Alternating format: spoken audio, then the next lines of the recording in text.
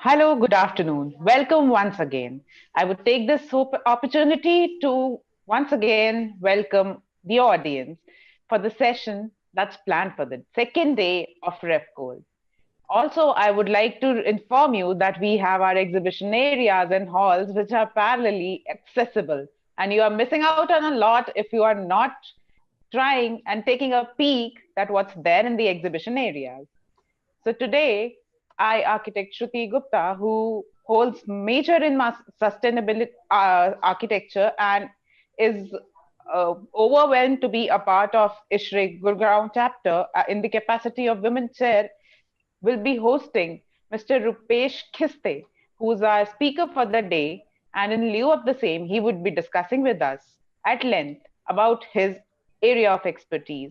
Yes, ladies and gentlemen, Rupesh Khiste is CEO of Sayadri Farmers Producer Co. Limited, and he would be discussing with us modern pack house design, which is the need of the hour to reduce post harvest wastage. He has done a BTech from in agriculture, followed by an MTech in process and food engineering. He has more than 20 years of experience in this business.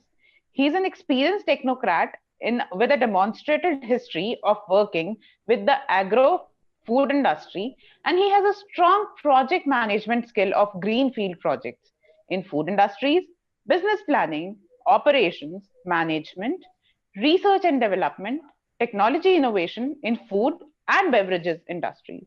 As you know that there have been so many revolutions in and around food, the green revolution, the white revolution.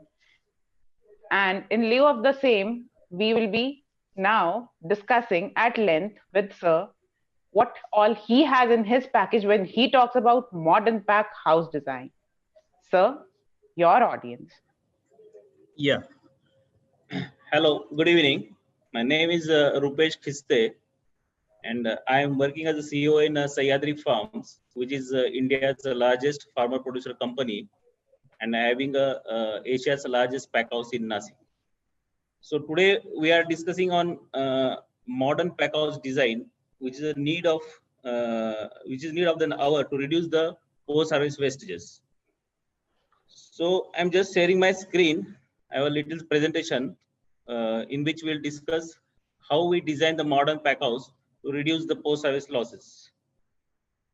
So we'll continue this modern pack house design first. How we'll discuss why we need a modern pack house, because we have some slides based on the features of Indian agriculture. What is the farmers' challenges? What is the challenges of putting the cold chain or pack house systems in the rural area? And then second half, we'll discuss the modern pack house design. So first, we'll start with features of Indian agriculture. As we know, in agriculture we have a low productivity if we compare it to the advanced nation, because most of farmers are using traditional inputs, like we don't have the advanced technology in the rural areas. And the most promising part in Indian agriculture is the small holding, because around 83% of the farmers are marginal farmers having the area less than 1 hectare. So this is a big challenge in agriculture. As the farmer is small, it's difficult to have a sustainable agriculture growth, and the farmers are not doing the agriculture as a business point of view. They are not doing the agriculture as a sustainable growth, because they have challenges, like they have a limited access of information because they are small farmers. So, and education is the problem. So they have a little experience or exposure to the information. Then the second part is a lack of basic infrastructure. Then we have fragmented cold supply chain, and this will cause the high post-service losses. And again, the lack of proper agro-advisory services. Because of these challenges, there are issues in setting the modern pack houses or the cold chains, like developing linkages with the farmer, post-harvest manpower, commitment from the farmers, then infrastructure need, and training in pre-cooling or sorting, that type of operations, then packaging technology for fresh fruits and vegetables. So these are the challenges while setting the pack houses or chain. So what is the solution for all these things? So the solution is that we should have a total chain from seed to plate approach. Like we should not only focus on the pack house design or the infrastructure. There should be a total chain from post service management, basic infrastructure, marketing, productivity improvement, quality enhancement, reduction in cost, insurance, efficiently finance. This should be the chain to run a effective pack house. So what should be the objective for designing the modern pack house? First thing, to establish the backward linkages with farmers for supply of raw materials, creation of modern facility for post-service management for fruits and vegetables, and there should be a facility of processing for surplus fruits and vegetables. So it will generate both rural and urban employment and providing the quality and safe food to consumer through the traceability model. And also the most important objective is to reduce the post-harvest losses.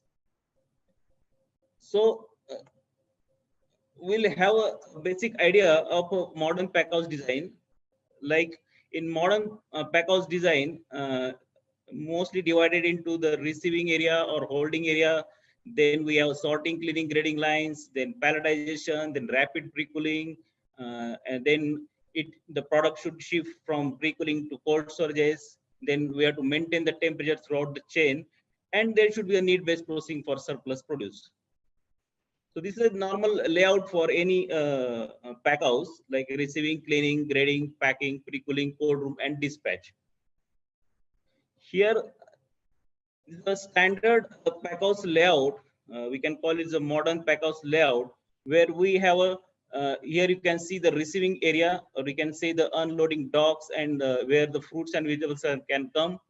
We have to hold this product at a certain temperature to reduce the initial heat from the field.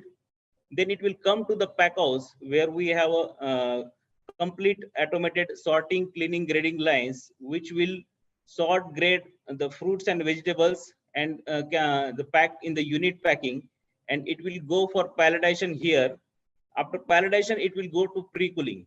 So in pre-cooling, whatever the ambient temperature, it will reduce to the required temperature needed for cold chain. Like for fruit, we will require 0 degree to 4 degree. Like for vegetables, we require from 8 to 10 degree. So after pre-cooling, it will go directly either to cold storage or it will go for dispatches. Certainly, in some pack houses, there is a facility of ripening chambers where fruit will directly come in a raw stage. It will go for ripening and then it will go for dispatch. So this is standard layout of any modern pack house where we can do fresh fruits and vegetables. Now, while designing these pack houses, as we discussed earlier, we have a receiving, sorting, and grading lines, and the design criteria, like the main important design criteria is what is the packing capacity of the pack house, how many packing lines will require, manpower required, and based on this manpower and the packaging capacity, we have a total heat load in the pack house. Then based on this heat load, we can design the air handling systems and refrigerant systems. Then we have effective material handling systems, then modern technology for weighing, unit packing, palletization, and then apart from all this, we should have a traceability system from consumer to so farm to consumer level. So these are some standard receiving sorting grading line, where you can see these are different lines. Now this is a particular example for grape pack houses. So the material comes there. This is a 3-tier conveying systems, where material will come from one side, then packaging material come from one side, and you can see these the crates or empty crates are going. So this is a unique flow for handling the efficient fruit for fruits and vegetables. So after this sorting, cleaning, grading, we have pre-cooling. Like pre-cooling, the first step, which will reduce the temperature, and it is essential to remove the heat load. And then you have to, in this cold chain, after pre-cooling, you have to maintain the temperature throughout the supply up to the consumer level. So pre-cooling, we can say the first step to reduce the temperature. And while designing the pre-cooling, again we have some criteria, like we should have the pre-cooling capacities, how many pre-cooling chambers we want to achieve that capacities, then required time temperature combination for different fruits and vegetables. Based on that, we have to calculate again heat load, then designing of the condensing unit and air handling units. Then again we have a puff panel or PI panel designed to maintain that temperatures, and automation for prescribed cutoff temperatures using SCADA and PLC. And then we should have effective material handling systems. There are normally 3 to 4 pre-cooling methods: air cooling methods, hydro cooling, force air cooling, and vacuum pre-cooling. Among these first two, air cooling and hydro cooling, is now outdated, and generally we use force air cooling systems. Again, in force air cooling systems, one conventional method is there where cold air is forced to the stacked products. You can see that at one side there is a air handling unit, and the air is forced to the stacked system. But in this system, the disadvantage is there's a dehydration losses because the humidity is not controlled. You can see these conventional pre-cooling systems where the disadvantage is like temperature difference is not maintained properly, and the dehydration loss is there, and this type of pre-cooling takes more time, around 6 to 8 hours. So to overcome this disadvantage, nowadays reversible or dual discharge cooling systems are used, where individual pallet to pallets are kept below the coil, and there is an extraction by floor and with double entry. So the cooling coil is at the ceiling level at the center. We can see some pictures. So here the heat is extracted from the pallet, and this hot air again will go through the cold coil, and again this cold air will come to the product. So this is this extraction of heat, and again this heat, the air will be cooled. It can be reversed also. So this is the effective method of pre-cooling. We can see this example, like these are the pallets kept on the floor. The coil is at the ceiling level at the top, and this hot and cold air is circulating. So cold air is extracting the heat from this product and this circulated to the coil. So this is the effective air pre-cooling system with minimum time. In this type of pre-cooling, normally the product like grapes or pomegranates can be pre-cooled in 2 to 3 hours compared to 6 to 8 hours in normal conventional force cooling systems. After that, for some vegetables, nowadays vacuum pre-cooling is used, and it is used mainly for leafy vegetables, where cooling is done by surface evaporation, and this condensed moisture can be removed by refrigeration. So it is the fastest pre-cooling method, where we can cool the vegetables in 20 to 25 minutes, and it is more or 60 times faster than the conventional pre-cooling systems. Only drawback is the initial capital expenditure, and it is mostly used for the product where we have a more surface area like leafy vegetables. So these are some examples for vacuum pre-cooling systems where products are kept on these pallets, and this vacuum is created in this box, and due to vacuum the surface evaporation is removed, and this condensate removed using these coils, and that condensate can recover outside. After this pre-cooling, uh, this product should go to the cold storage, and some design again concepts are there for cold storage, like we should have a capacity and dimensions, and the required time temperature, and the required temperature humidity for different products. Then what is the design for storage rack and material handling to avoid this condensation. Then based on this, there is a heat load calculation like refrigeration systems, air handling unit systems, and then utilities. Then defrosting systems, air circulations and flow, and the most important is first in first out systems. So this is a particular design for any modern cold storage where we have air handling units at the again at the top, yeah, at the center, and those stacking should be short as much as possible. So normally racks are used. So air is moving at the center, and it is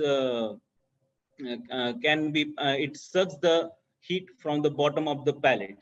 So this is the fastest cooling method, and it gives this design mostly gives to reduce the moisture losses. So the in this design the humidity is also maintained.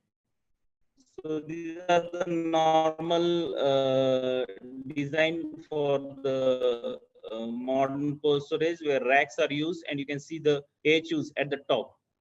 These are the chilling plants, which is mostly designed for all these cold storage where rack system is used. This is a compact design. You can see this machine room is very small, and it can be operated by a single operator with PLC and SCADA. In some pack houses, there is a natural fruit ripening also, where fruit will come in raw stage, like the fruit like banana and mango, and ripening will be done by natural ethylene gas. And in this natural ripening chamber, temperature, humidity, CO2 level, oxygen level will be controlled by PLC, and ripening cycle will vary from fruit to fruit. Normally, it is 3 to 4 days for banana. So these are the ripening chambers where products, raw products are kept on the stacks. These are the airtight chambers where you can see after putting these raw fruits, the doors are closed. This is gas tight doors, and then the ethylene injection is there for first 24 hours, and after that the temperature, humidity, CO2 level, and oxygen level is maintained in these chambers. So after this designing of all these pack house, one major concept, even now APEDA is also focusing on all this, the traceability of and food safety of farm produce. Like farm produce will come to pack house, then in pack house, the traceability system like GLN number, GTN number will maintain in the pack house. Then it will go to the retail outlets or end consumer, where the total traceability system for consumer is maintained up to farm level. So these systems are also now adopting in a lot of pack houses, so that end consumers are can see from where the product is coming, and not only the product but from which farm it is coming, and he can trace all the supply chain, which all the products coming to the supply chains. So this is from my side. This is a modern pack house design. If you have any questions, you can ask. Thank you so much, sir, for such an insightful session. Ladies and gentlemen, there's so much of hard work that's going on behind all the juicy, fresh, seasonal fruits that we consume. And nevertheless, Rupesh sir would be answering to our set of queries that today we will be raising through the chat section and taking more from his experience and learning about how our products are packaged in the modern design houses. So, the first Yeah. query that has come up is, what is the critical design criteria for pack house designing? Yeah, in this pack house design, the major criteria, because in most of these pack house, we are reducing the temperature from ambient to the desired temperature. So the pre-cooling operation is the heart of the pack house. So while designing the pack house, this pre-cooling designing should be focused more critically, and because as much as the pre-cooling time is less, the heat, this field heat you can reduce, and when you reduce the field heat, that will give you the more shelf life. So normal in nowadays the pre-cooling time design is around 2 to 3 hours, which was 6 to 8 hours earlier. So I think this is the major criteria for designing any good modern pack house. Sure, sir. Thank you. And is ethylene safe for ripening of fruits? Pardon? Is ethylene safe for ripening of fruits? Yeah, this ethylene gas is a natural gas, and it only enhance the fruit ripening at initial stages. And this controlled ethylene, as per APEDA or as per FSI standard, if we maintain that standard, like for banana 120 ppm or 150 ppm at initial stage only for first 24 hours, it is safe. And this ethylene evaporates during the ripening in for next 2 to 3 days. So whatever ethylene we are injecting in the system, that gets evaporates and it never penetrates in the fruit. So it is safe. It's called natural ripening. All right, sir. Thank you. And yet another query is there which says, what will be the ideal location of the pack house, market or RM source? Yeah, definitely it is a RM source, because all these in these pack houses we are handling all the perishable fruits and vegetables. And perishable fruits and vegetables, when it harvested, it comes directly to the pack house, and we should minimize the time between harvest to pre-cooling or harvest to packing. So if it is nearer to the farm level, it is always better, because once it gets pre-cooled, you have a complete cold chain, and then you can transit it anywhere. So it should be ideally near to the RM sources or near to the farm. All right. And sir, how much does the perishable food pattern, I mean, in the earlier years, it must have perished a lot. So how much quantity wise we are able to conserve by, directly making it to the RM source and then going ahead with the process? If roughly you can enlighten the audience about it, Percentage wise, percentage wise, sir. yeah, see, if you see the Indian agriculture data, there is a huge loss, around 30 to 40% loss is there due to post harvest losses. And Yes, if sir. we have proper this cold supply chain, so at least 30 to 40% of wastage for fresh fruit and vegetables we can reduce. So it's a huge quantity also, and huge commercial value also for all this. Yes, sir. And apart from that, like what would be the role of humidity in pre-cooling and in cold storage design? Like as a factor, Yeah. humidity, what role does it play? Yeah, humidity does a major role in pre-cooling as well as cold storage, because if humidity is not maintained, the air inside the pre-cooling chamber or air inside the cold room will become dry, and that dry air will reduce the moisture from the fruit, and the moisture reduce will affect on the shelf life of the product, as well as the weight loss of the product. it will it will dry the surface of the product, and commercially, due to weight loss, while consumer will receive the material, there may be a loss of weight. So humidity will be adequate, fruit to fruit, so it will reduce the moisture loss as well as the weight loss. All right. Then that in any case would not be affecting the quality of food that is being consumed or the nutrition of food that is being consumed. Not exactly nutrition, but the moisture loss because of the less humidity. So humidity should be the optimum. In case of fruit, normally it is around 90 to 95% with the cold or with the chill temperatures. So the audience seems to have really huge number of queries popping up in and out because the topic is such. And Yeah. I would request the audience to mail their queries directly to Sir on his email ID. And I'm sure we'll be answering all of them within a span of a day or two so that everybody's query or question is being catered. And meanwhile, I would take this opportunity to thank you, Mr. Rupesh Khiste, for making time for this session and being a part of our REFCOLD India Virtual Expo this year.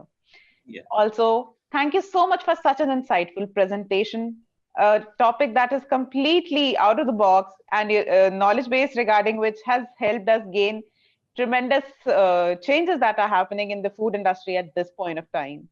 Thank you so much, sir, Yeah. for Thank all you. your. It's my pleasure. Yeah. And on this note, I would inquire from all of you that what have you been doing in your afternoon? So while you take a quick break for your snack, why don't you just visit the expo or the kiosk? Because you have been missing out on a lot if you have not visited the exhibition area as still yet. Ladies and gentlemen, stay tuned for these sessions that have been planned in the afternoon.